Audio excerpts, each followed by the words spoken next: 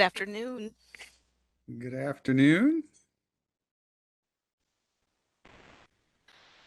Thank you both for being here. Of course. Yeah, I'm looks like just I'm just here to moderate and monitor the chat and all that fun stuff. Um so I'm sure other people will keep joining, but yeah, feel free to introduce yourselves and we can get going on this panel. okay. Should we start now? Yeah, And- there'll probably be okay. some other people joining gradually. That seems to be how most of them have gone so far, is they start and then more people keep joining over the first 10-15 minutes or so. Okay. I'll defer to you, Thomas. Go ahead. All right. So, hello, everybody. I'm Tom Holm. I'm in the chemistry department, and my research specializes in essentially the cognitive science of how people learn chemistry. And so, it's an area generally referred to as discipline-based education research. Um, and so students find my group slightly different than they do some of the other groups in chemistry. You need to have a master's in a kind of formal chemistry discipline, one of the ones that you usually think of as chemistry, like organic chemistry or analytical chemistry, and then you can join my group. So that's a little different for students who join my group, given the subject of the panel. But I'm excited to have the opportunity to chat with students here. Well, I will echo my colleagues' enthusiasm. It's a delight to be with you all today. My name is Tara Jordan. I'm serving as the Assistant Provost for Faculty Development. I'm also an Associate Professor of Human Development and Family Studies. I'm in my 10th year now here at Iowa State. I'm a relationship scholar by training, as in marriage and intimate relationships. And I dabble in other areas of research, bringing a relationship focus to the study of, for example, type 2 diabetes, diversity, equity, and inclusion, and closing gaps in our service delivery system in extension and outreach here in the state of Iowa. Oh, okay.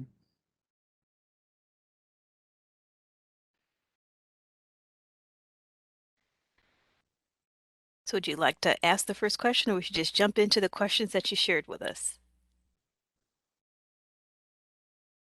Yeah, if you want to just jump in and I will I'll get that ready to go too.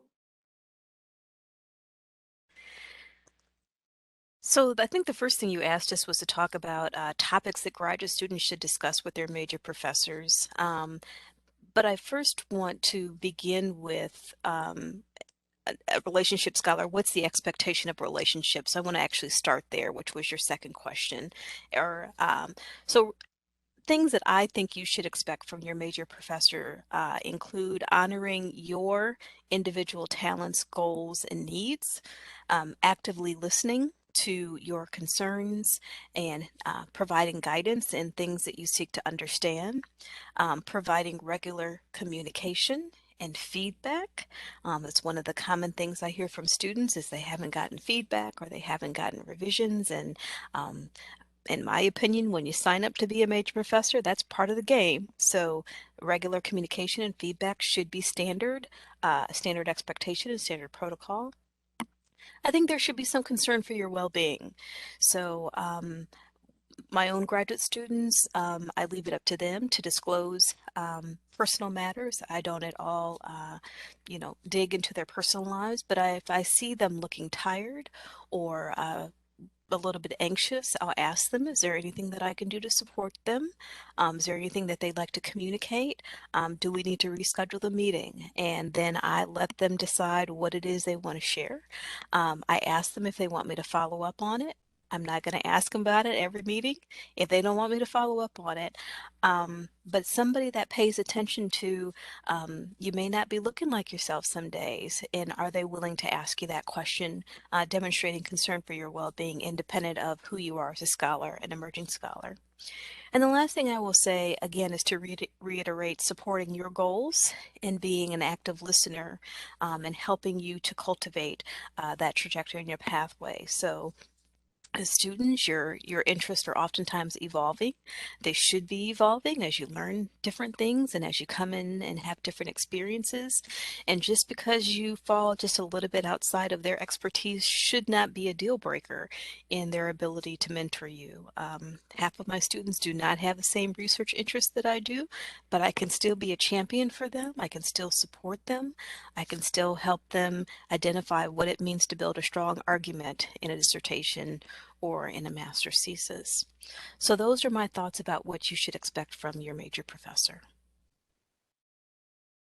All right, those are a very nice set of things, and I would echo many of them. It's one of the expectations I certainly have of myself, and I hope of many of my colleagues. I think one thing that is also important in certain disciplines, maybe not all, but in the chemistry department is we tend to have projects that involve multiple graduate students on the same project, and that I think adds additional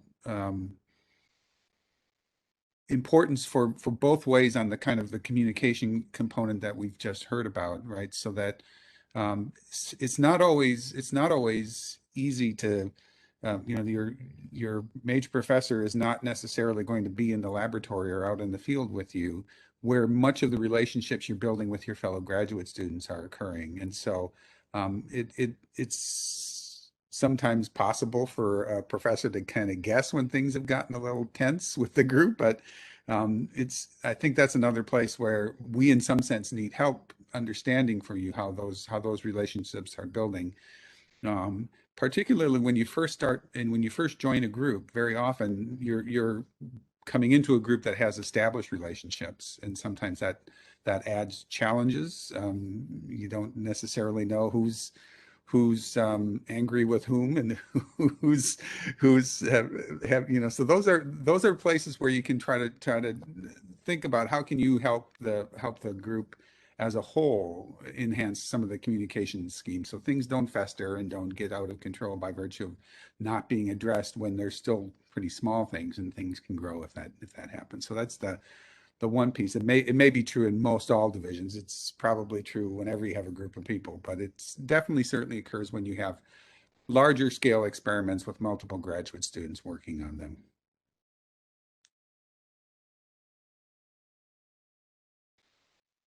So another question Sarah asked of us was how to choose a major professor if a student doesn't have one yet. And boy, this is a great question as well. Um, I would say to build a list of your interest and find out what your ideal major professor would be doing for you. For example, do you want someone that has a philosophy in which they meet with their students weekly? Um, that is important to know. Do you need that type of regular contact, or are you a little bit looser, more independent, where every 2 weeks works for you? The reason why I say that is I'm a every 2 week uh, maximum type of major professor. Once we get into the more intensive preparation, for example, a doctoral defense, then maybe I will meet with them weekly, but I do not meet with my students weekly, and those students who need that type of weekly engagement are not a good fit for me as a major professor. So that's kind of just knowing yourself and knowing what your routine is and what kind of support you need is important to be transparent about and clear about. I would say also ask around to other graduate students, pay attention to who's switching from which major professors to whom. Ask for recommendations from those that perhaps have just graduated from the department, as well as the Director of Graduate Education or the Doge. You might want to say, who are the top 3 to 5 strongest graduate mentors, in the program, and just get their feedback, or build a list and then ask them to prioritize that list. You may not They may not be able to speak on why they're moving things around in a certain order, but that certainly lets them know that you've done your homework and you're seeking to now make the best fit in light of what your needs are as a graduate student. Some of you may wish to consider a co-chair arrangement. So maybe there's somebody that has interests that very much align with your research program, but maybe they're not the regular communication type. Maybe communication is not their strong suit. So how can I offset that? Well, I could have a co-major type of arrangement where I get maybe the best of both worlds and I still get to kind of move forward with my research program, my program of study. And then I think lastly, be sure you sit down and you speak with faculty one-on-one. Are they responsive to email? Short of emergent things, do they keep the appointment? Are they present in the appointment? Are they clear about their mentoring philosophy and how they engage with students? Those are all things that are really important signals to clarity and consistency in the major professor graduate student arrangement relationship. The one thing place that I think it becomes particularly important, it echoes again many of those themes. There was a book a number of years ago referred to as the attention economy.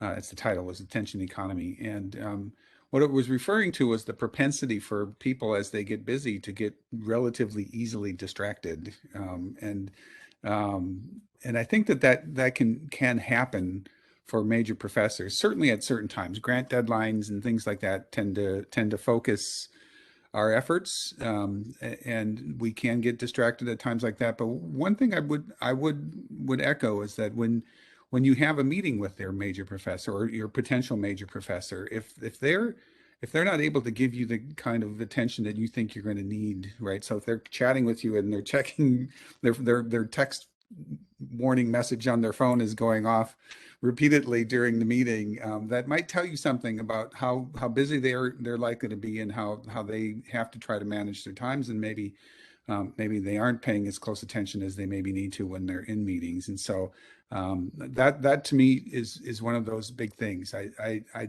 very few professors have lots of time where they're spending an hour or two a day in the laboratory talking with their graduate students. So the question is the time that they afford to working with graduate students, particularly on the individual basis, is that high quality time? That'd be one thing that you might also want to check. I will fully admit that with the number of duties I have, and I imagine this has to be true with the kind of leadership positions that Dr. Jordan has, that there are just times when I'm running from one meeting to the next, and it's really important for me to be able to slow down when I get to the meeting and say, this is where I am now. What's happening at 4 o'clock just doesn't matter right now. It isn't 4 o'clock yet, right? That's to me a key feature. If you have a professor who's is better at that, that's often going to be a better fit, for many people. I'll agree with that completely. I think that speaks to the human quality of being a professor, but also a certain kind of maybe professional, I don't know, uh, skills that you have. Yeah. And I think it's really important to emphasize that amidst a context where we have layers of climate concerns that are not going to alleviate next week. And so we are in a time where there is always going to be something going on outside of your meeting. Do they have capacity to be psychologically present and engage so that you can get what you need from them and move on to the next thing? And so I think you just really have to pay attention to that in these times. Mhm. So I think this relates to another question. Oh, go ahead. The other part I was really going to check in on that was with respect to what kind of experience.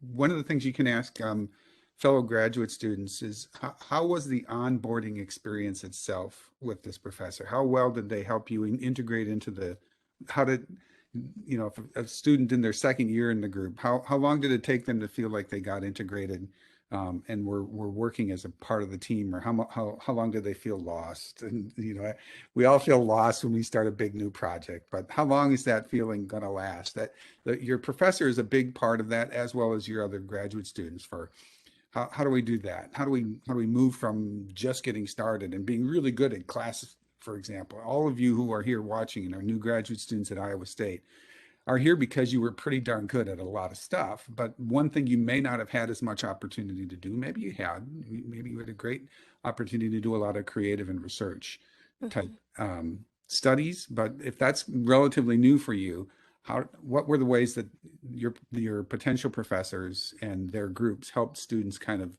make that transition? That to me is another really big important component to being able to thrive in a new research and graduate school environment. So one of the other questions Sarah put on the table for was, I think, relates to what we were just talking about, is how students can have productive meetings with their major professors. And so um, I asked my graduate students to provide a very brief meeting agenda, 1, 2 days in advance. Not a long treatise, just I want to talk about my master's thesis, this manuscript, and questions about this job announcement. That then helps to orient my thinking. Okay, here's what we need to talk about, or here's kind of what they're putting on the table. They can certainly add things or they can certainly take away things, but it does help to organize then their thinking in terms of making best use of my time and their time for the meeting. I also require my students to do the research in advance, so I am not responsible for their knowing of our graduate handbook in the department or in the college or in the graduate college. Um, I expect them to know what the policy is. I'm happy to help them interpret the policy and apply the policy. But if they want to come in and say, well, what do I need to do for a program of study meeting? I'm going to say that's in the graduate handbook. Consult it, and then let's have a discussion about it. Because if I'm training, for example, future professionals or future faculty members, they're going to be expected to read policy and have some semblance of understanding policy in a handbook. Happy to answer questions as they apply it, but I don't do that type of, I don't spend my time in mentoring with them about those things. So they know that they have to do that research. So priming those key agenda items helps signal to them, actually, I need to review that policy before I have time with her. And that has been really helpful over the years. Um, how can they have productive meetings? You can be honest with me. If you're not doing well, don't come in the meeting and say everything's great. Say, I'm not doing well, I'm anxious about this, I don't understand that. Especially amid COVID, I've had double the meetings with my research group. I typically mentor underrepresented students. There have been a multitude of climate concerns amid the pandemic, and they have real questions about their safety, about how the university is responding to the pandemic, about how they should be receiving things. They're hearing other things on social media.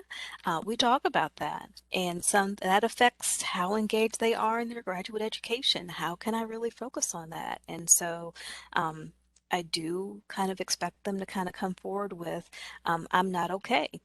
And I give them safe space to talk about that, including if they're not okay with me. I give them safe space to talk about that.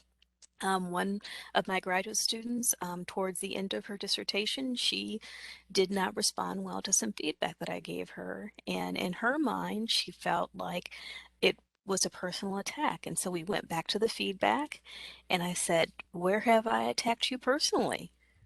Nowhere. I know you're in a sensitive stage. You're trying to get done. You have a dissertation defense date. I'm just trying to dot your I, help you dot your I's and cross your T's. So if you felt that way, I apologize. But as we revisit it, can you see how this is really focused on the work? I've not questioned your character, I've not questioned your integrity. This is all about the paperwork. And so again, just a lot of anxiety at that time, just feeling very unsure, but I helped to reassure her that I didn't in any way view any less of her as a person. It's not personal. I'm just trying to get you ready for this defense. And she passed with flying colors. So all was forgiven. Mm. But you have to have psychological safety and you have to have a semblance of trust in that relationship so that when you're feeling uncomfortable in the relationship, that person is willing to hear and make adjustments if they need to, or at least give you the support to help you reframe so that you can move forward. Yeah, the only thing I would add, in fact, having an expert in relationships is really being very insightful to me. This is a great panel in that respect. But it's is the is the sense of organizing goals in some sense. Sometimes the projects look so big and that long-term goal seems so large that it's hard to be productive because it's like, trying to eat a 20-pound turkey in one sitting, right? Nobody can do that. Um, and that's so to me, that's one of the most important ways of having good productive meetings is to try to think about what's an achievable goal for this period of time, and did I get there, or where do I need help? Kind of parsing out these bigger projects into digestible chunks so that we can move forward. I think that's a big part of when you're getting involved right now. If you're at the stage of looking at how to find and choose a major professor, you're probably it probably looks like, how on earth am I ever going to be able to do all of that? And so you're going to be able to do all of that. Yeah. And A big part of the way of doing that is to think about what are my intermediate goals, and what are my almost weekly goals or daily goals? How am I going to get there? Mm-hmm. To me, is a really important way for making sure the time you have to spend with your major professor is fairly productive. Another thing I'll say about how to have productive meetings is I have heard from some graduate students that they don't feel they can request a certain time of day or a certain day of week with their major professor in terms of through a lens of power and privilege. And this really comes into play if, number one, you are not a morning person. And this major professor keeps saying, can we meet at 8 o'clock? Can we meet at 8:30? And you're just like, "Ugh," I mean, just the wind just comes out of your sail. Or if you're parenting children and they want to meet at 3:30 or 3 o'clock every day, and especially now with the pandemic, individuals are having challenges with after school care if they have any, that really is just not a good time for you. Um, and so I would say you need a major professor that can meet you halfway. Um, and and maybe that meeting is at 9:30 or 10 o'clock. Maybe you have to bend and flex a little bit because of their schedule or teaching schedule or research responsibilities. But I have heard from students that they do not feel like they have any agency in that conversation. And I think that's something to really pay attention to. And because you've got a long journey to go, and that's a pretty basic thing. So I usually just ask my graduate students to put it on the table. What are blackout dates? If you know you got a full schedule on Tuesdays and Thursdays, I just won't ask for a meeting on those dates. And if you know that before 10 o'clock is not your jam, okay, let's just be honest about it and and move it in a different direction. But on more than one occasion, I've sat with students that are not mine in my office. There have been Kleenexes and tissues about finding an agreed upon meeting time. And in my opinion, that is just like foundational. So if you're not able to have those types of conversations and find a win-win solution, what else is not going to be able to, aren't you able to come to agreement on, would be the question I would raise.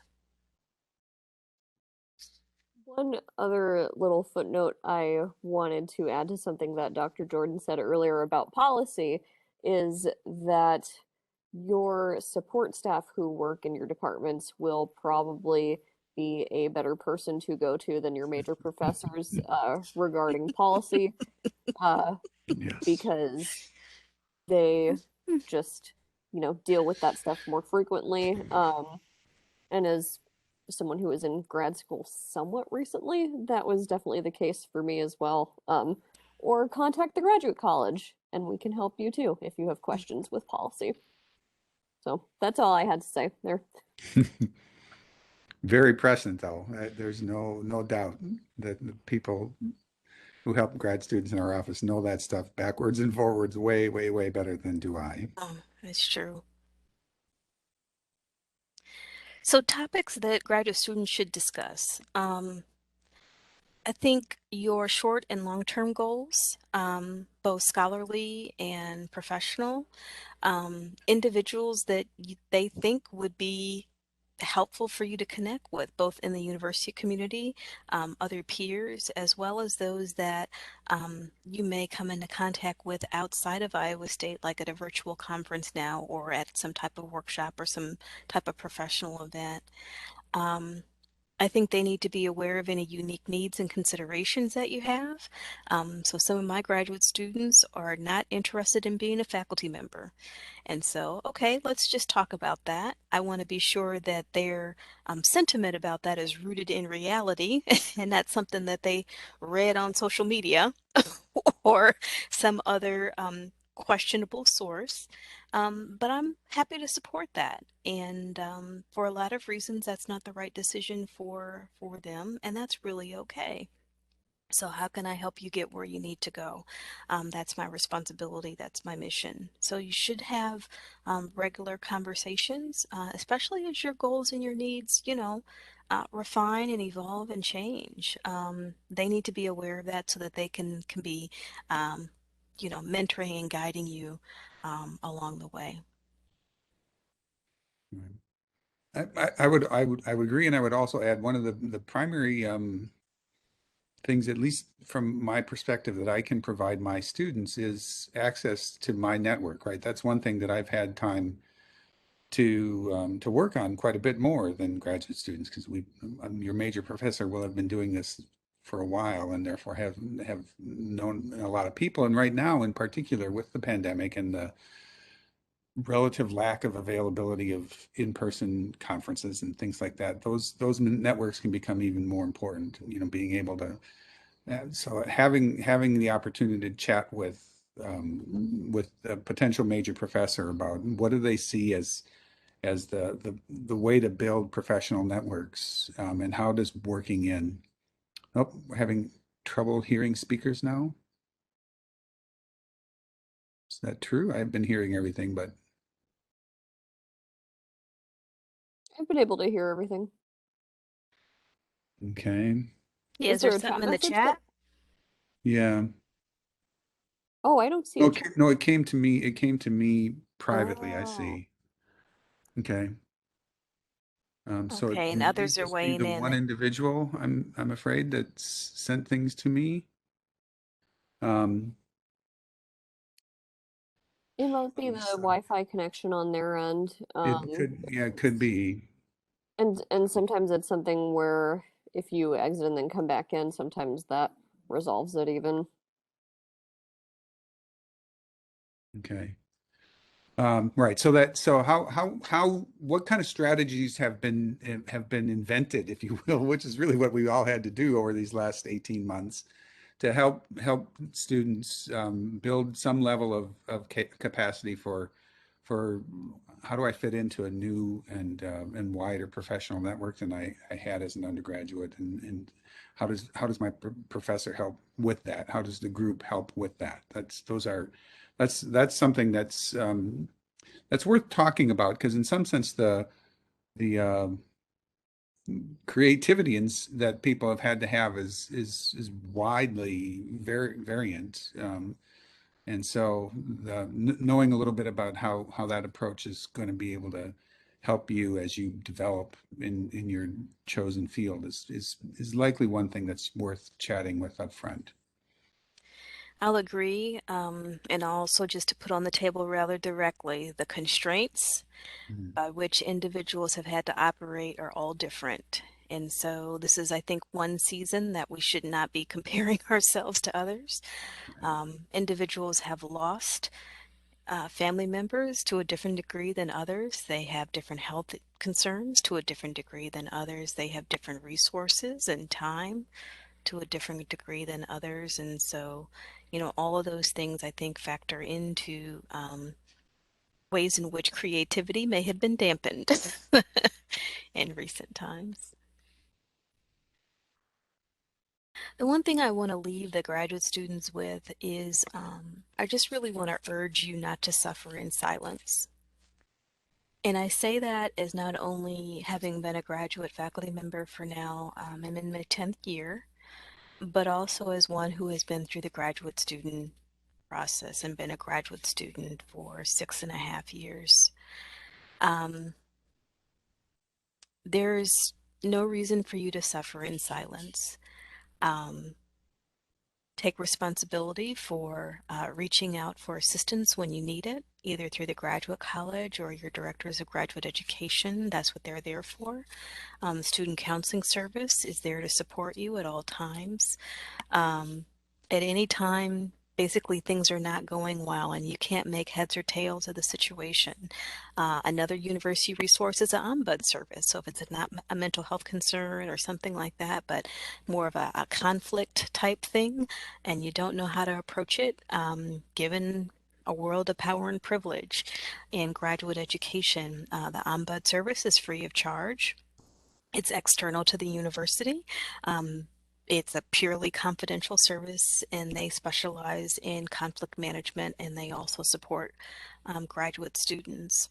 Um, so just remember that the impacts to you on unresolved issues can be far-reaching and consequential. So be sure you just take a step forward and, you know, um, get the support and be a champion for yourself in the ways in which you need it. If you're not having the quality education and experience that you really need, and most importantly, that you richly deserve. And both of you have kind of touched on this already, but maybe also a little bit of description, more about what graduate students can expect overall from their major professors uh, would be useful. So again, it does vary from discipline to discipline, but certainly in many of the hard sciences and engineering, there are kind of ongoing multi-year projects that students get brought into, and that's a very important aspect. Is that's where the onboarding question, right? When a new student comes in, how do they find a place to fit? It can feel like when you go into the laboratory. I remember my first time going into the laboratory, and the more advanced students just knew how to do stuff. And I was looking at this entirely different environment. I had no idea what I was doing, and had had amusing enough accidents that they appeared in three different theses as jokes because I made such a fool of myself early on. So, I think it's really important to think in terms of how does the major professor paint the picture of this is where we were, this is where we are, this is where we're going, and this is where you fit. I think that's for at least for groups where you're going to be merging into an ongoing project. I think that's going to be a really valuable component. That's quite an achievement, having accidents that you made in the lab It had, appear it in had to do with research. changing oil in a vacuum pump and overfilling the pump and having oil all over myself when I turned it on Oh, again. It was substantially amusing. There's no question. sounds messy. It was, but that was literally my first day in the lab. So, Oh no. Dr. Jordan, did you have anything to add to that too? Yeah, so I'll actually put a webinar that I've done for the Turtle Network in the chat. I was just pulling up some slides that help guided that conversation, and so expectations for me as a major professor really kind of are bound by three things. And so what I talked about in that presentation was my commitment to supporting their short and their long-term goals, even if those goals differ from my own. The second thing is that I find a mutually agreed upon meeting schedule that is limited by usually every 2 weeks. And then we go from there.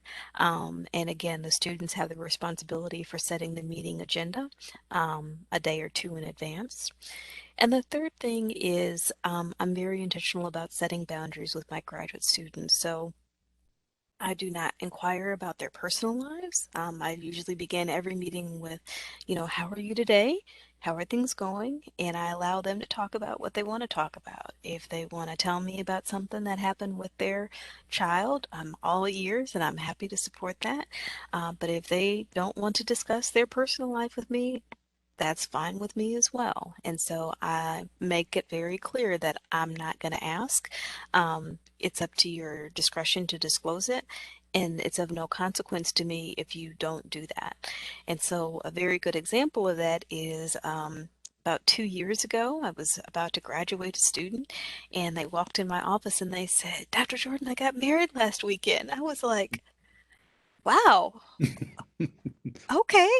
And I'm thinking to myself, I didn't even know they were with somebody. And so I was like, well, you set a boundary and you Mhm. don't ask. So this is what it is. But they made a decision that they were ready and they went to the justice of the peace, and her mother was in town and his family was in town and they just went at it, and she was all smiles for that meeting, and so I was like, congratulations, you got married, okay, wonderful. But it's a respectful boundary in that I feel like I'll have plenty of time to have a personal relationship with them after they're graduated. I have to be in a position where I can mentor them and guide them on the professional, and we don't, particularly mentoring underrepresented women of color, we don't get too cozy in the personal relationship where they forget what my role is or those boundaries get blurred. And so I'm very intentional about that. And that was a really pivotal moment where I had to take a dose of my own medicine. And, she got married and she disclosed it. She talked about it. I learned more about her now husband then, but I wasn't even aware that she was really seriously dating anyone because that's just not something that we talked about. So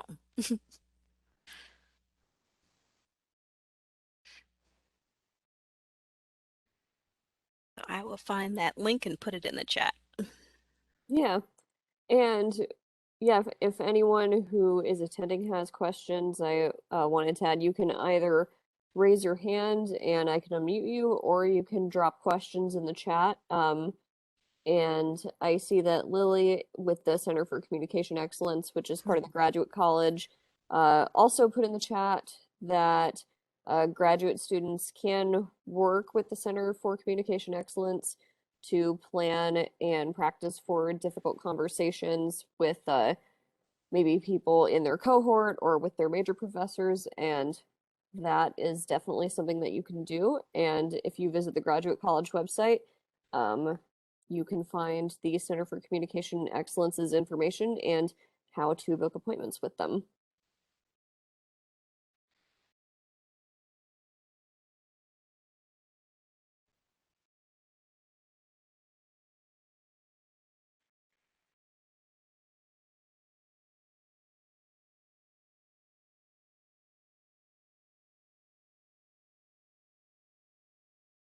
So feel free to ask any questions that you have. Otherwise, I can also probably think of a couple more too that Mhm. might be helpful,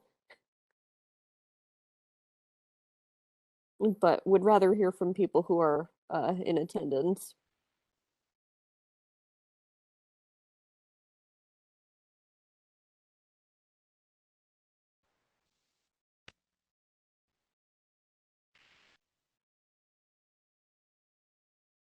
Well, and I also thought it might be helpful to discuss a little bit how to go about communicating if a student has a disagreement or something of that nature with their major professor. And again, also something that we've touched on a bit, but maybe would be helpful to talk about more in depth.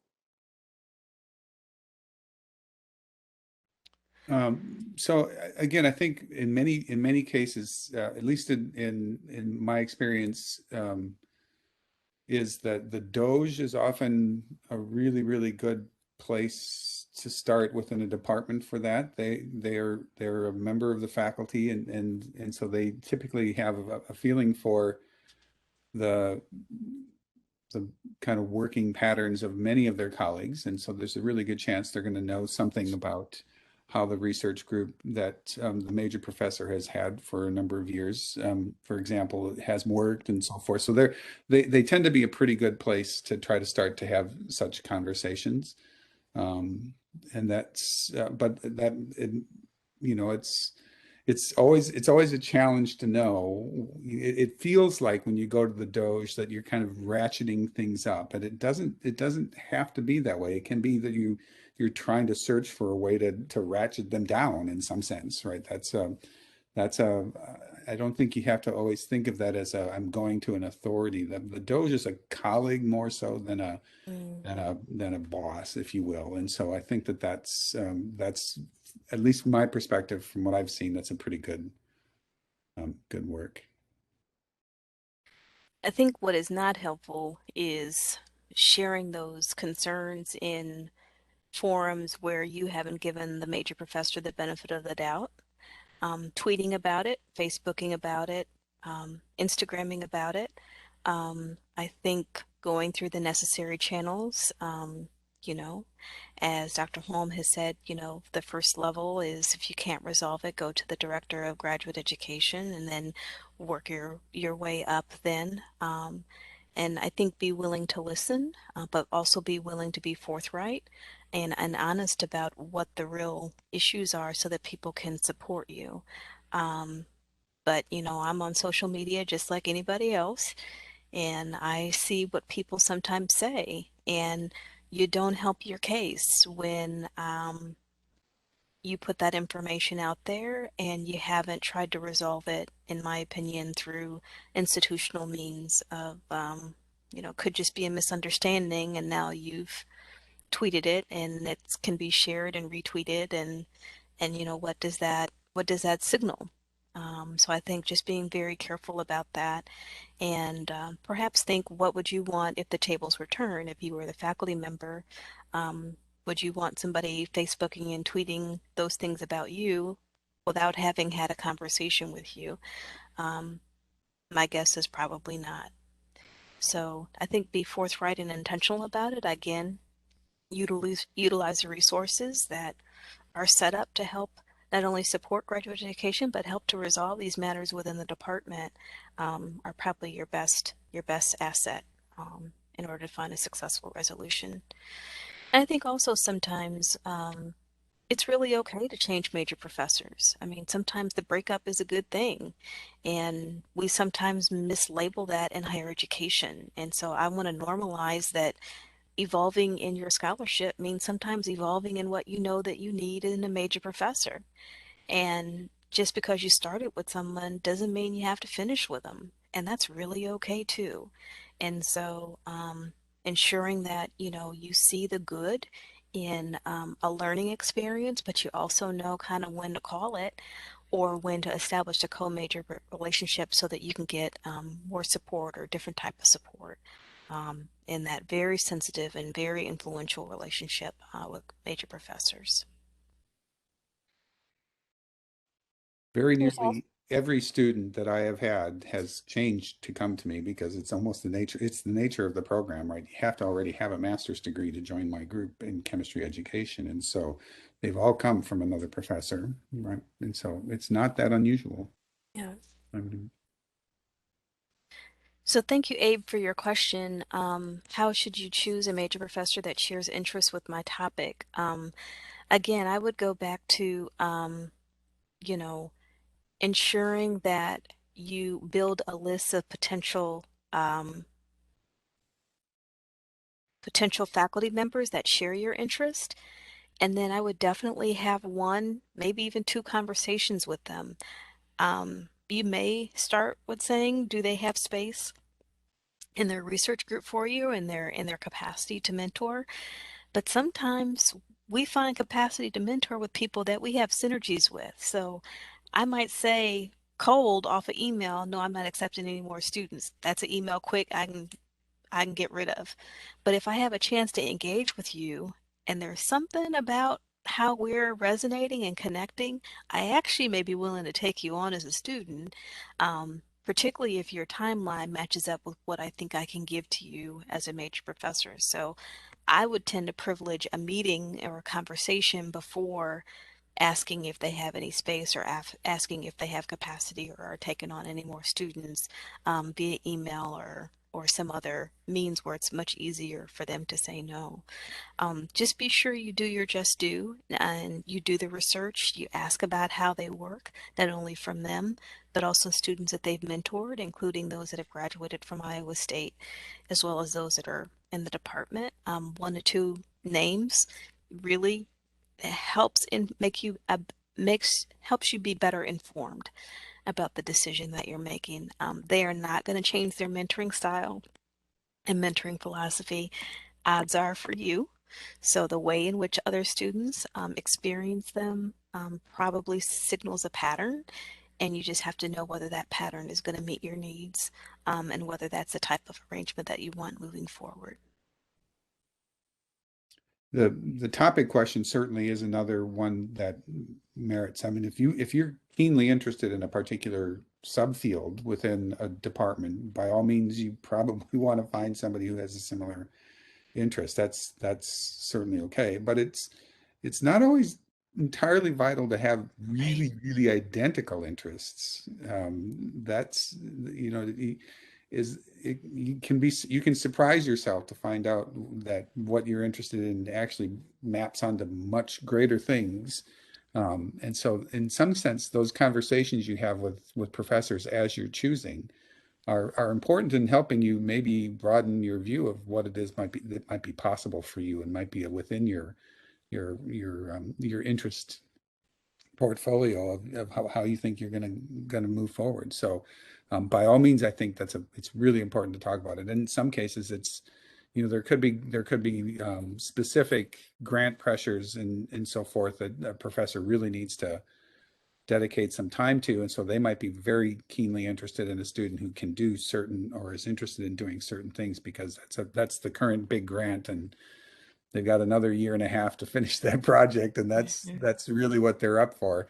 And that's important to know. If that isn't your topic, then you might want to think about how do I get something close but not exactly this, because that specific project maybe didn't look exactly what I was hoping for, or close enough to what I was hoping for. So You know, I would agree that not having exactly aligned research interest actually affords you that forum to more clearly communicate why this thing matters to the outside world. Because I've mentored students for whom their research agenda was not mine, but if I read it and I don't understand it, what they're trying to say, probably others don't either. So how can they better work through their ideas so that they can more easily or clearly articulate it? And then if I understand the impact of it, oh yeah, I clearly get it. Probably that's good measure for others as well. So there still is some value added, even though things may not exactly align. Suggestions for international graduate students. Um, so I would say build community, get your network. Um, do not go it alone in this process. Um, find those that you can be transparent with, both your peers and your mentors, but also those that speak to your soul and speak to things that you're interested in. Because you've got more layers to consider in an institutional environment like Iowa State University. For me on this campus, part of the reason why I'm still here after 10 years is I've been really intentional about building community and spaces where I feel exactly at home. And that's really important for me, really important for me. And so I prioritize getting in those spaces, even as the assistant provost. It's prioritized on my calendar. I'm ensured that I'm there. Very few, if any, things get in the way of that time. So um, I think just own it, chart your course. You can thrive here at Iowa State. you can thrive in your graduate program. You just may have to be a little bit more intentional about building that community and building that network to support you while you're in graduate training here. One of the in the sciences and engineering, one of the areas that is really unique about Iowa State is we have the Ames Laboratory on campus, and that may be a constraint for an international student. There may be projects in the Department of Energy lab that have visa requirements or national or may not be allowed for international students, but those are few, as I understand it. And so, by all means, if that's a concern, if you're talking with somebody who's a part of Ames Lab, you can certainly ask that question. I absolutely don't know Mhm. where that comes into play, but it's not inconceivable that that can occasionally happen. But it's not frequent, and so you shouldn't shy away from a professor who has a joint appointment in physics in Ames Lab because or chemistry in Ames Lab or material science in Ames Lab. Our Iowa State's Nobel laureate hanging around now is a material scientist who's associated with Ames Lab. That's Danny Schleckman from 2011. So great science gets done because of those collaborations. So don't let that let that stop you. But there could be specific projects that you might not be able to do. Mhm.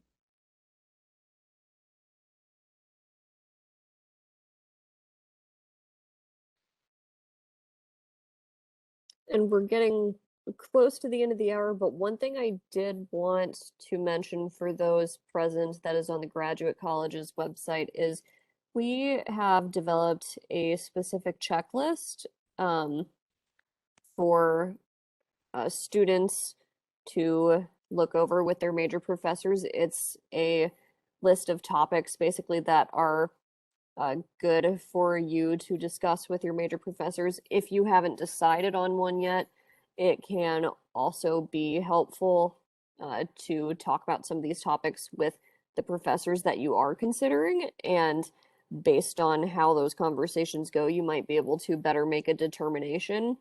Um, and we recommend doing this as early as you can, but if you don't, it's better to do it late than not do it at all. So here's the link to that. And you can print it out. We also have brochures in our office with these topics if you want to stop by and pick one of those up. We have a lot of them. There were many boxes delivered. So you could grab one and take two or three for a friend. Yeah. Hmm. And we were remote for a year and a half, so now we have a lot of Mhm. Right. just everything. That is true.